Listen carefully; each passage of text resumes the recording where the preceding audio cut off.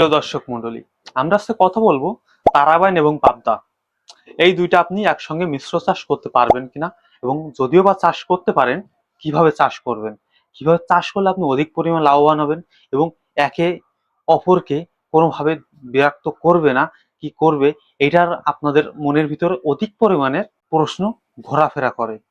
তো চলুন আর দেরি না করে আমরা মূল কথায় চলে যাই। তারাবাইন তারাবাইন এটি একটি মাটির স্পর্শে থাকা মাছ। এটি মাটি বা কাদার সঙ্গে স্পর্শে থেকে এটি চলাফেরা করে, সবসময় কাদার স্পর্শে থাকে এবং উপরের লেভেলে কখনো ওঠে না। এই জন্য আপনি এটা অবশ্যই মিশ্র চাষে সমানভাবে চাষ করতে পারবেন। এবং এই পাবদাটা আপনার সবসময় উপরের লেভেলের খাবার খায়। উপরের লেভেলের খাবার খাওয়ার কারণে আপনি একটা জিনিস সবসময় মাথায় রাখবেন, এ কিন্তু উপরের লেভেলে খাবার খায় আপনার নিচে কিন্তু সে তারাবাইনকে ডিস্টার্ব করছে না, বা তারাবাইন কিন্তু কখনোই পাবদাকে ডিস্টার্ব করার জন্য উপর লেভেলে আসছে না। দুইজনের আলাদা আলাদা ধাপ এবং ডিস্টেন্সটা অনেক হাই। এই ফলে আপনি তারাবাইন এবং পাবদা চাষ করতে পারবেন।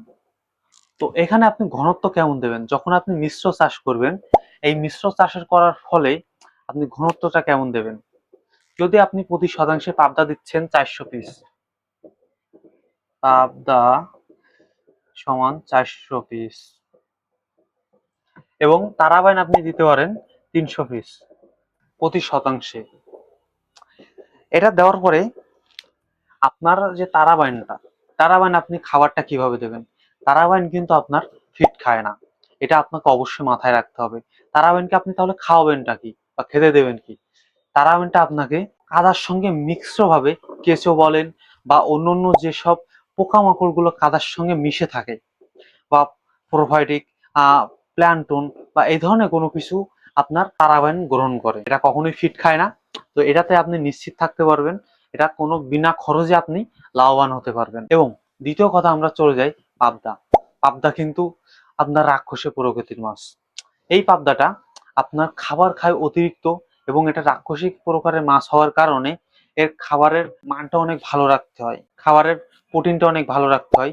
30 থেকে 35% বা 40% প্রোটিন দিয়ে পাবদাকে খাবার দিতে হয়, যাতে করে এটা হাই প্রোটিনের খাবার খাওয়ার পরে আপনাকে দ্রুত বর্জনশীল এবং দ্রুত বৃদ্ধি হয়। তো পাবদার ক্ষেত্রে একটি বিশ্বাসযোগ্য প্রতিষ্ঠান থেকে আপনি হাইব্রিড জাতের মাছের পোনা সংগ্রহ করবেন, যাতে করে আপনি হাইব্রিড জাতের মাছের পোনা সংগ্রহ করে অল্প খরচে আপনি দ্বিগুণ লাভ করতে পারেন।